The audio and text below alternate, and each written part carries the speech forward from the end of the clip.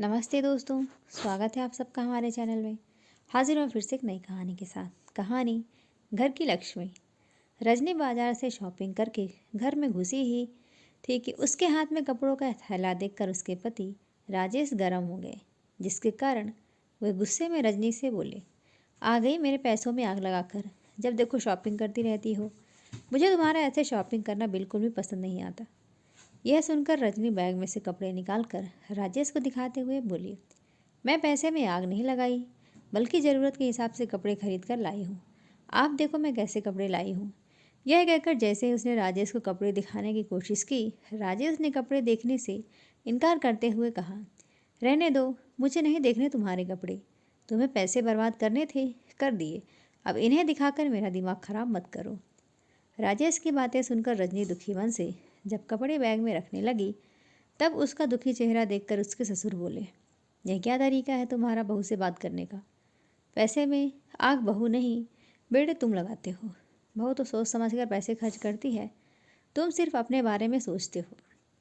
बाजार जाते हो तो सिर्फ अपने लिए ही बेहिसाब पैसे खर्च करके कपड़े ले आते हो, लेकिन बहू हम सब के बारे में सोचती है। वह अपने लिए कम और हमारे लिए ज़्यादा कपड़े खरीद कर लाती है। क्या ठंड सिर्फ तुम्हें लगती है?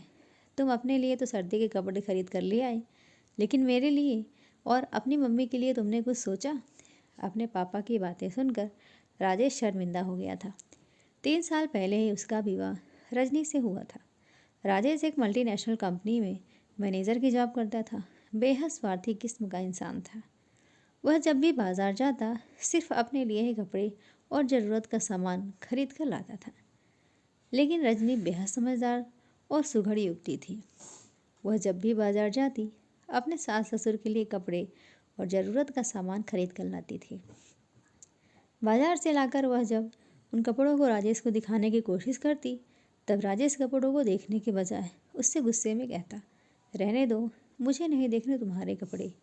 तुम पैसे बर्बाद करने का शौक़ है जो तुमने कर दिया ना, मुझे ना कुछ देखना ना सुनना है।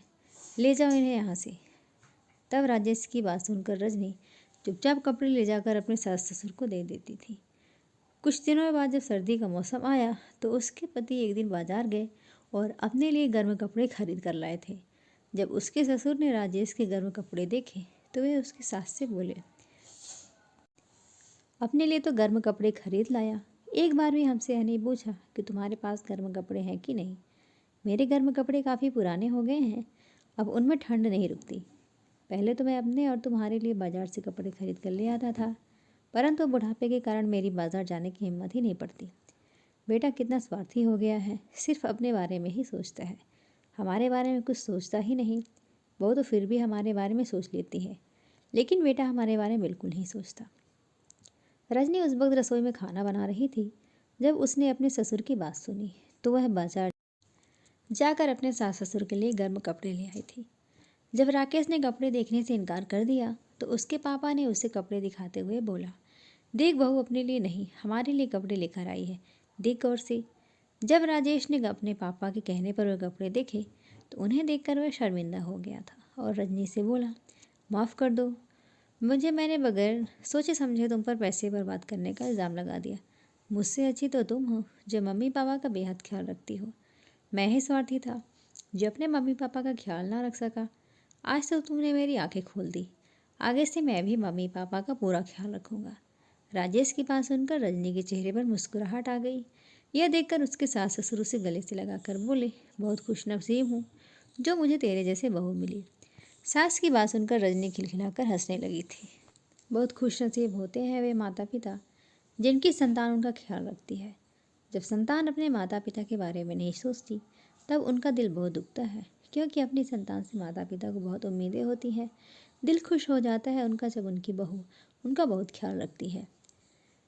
तब उनके दिल में अपने बहू के लिए अनेकों दुआ और आशीर्वाद निकलती है। ऐसी बहू नालायक बेटे को भी लायक बना देती है और घर को जन्नत बना देती है। दोस्तों कहानी आपको कैसी लगी ज़रूर बताइएगा, लाइक करिएगा, चैनल में नए तो चैनल को सब्सक्राइब करिएगा। धन्यवाद।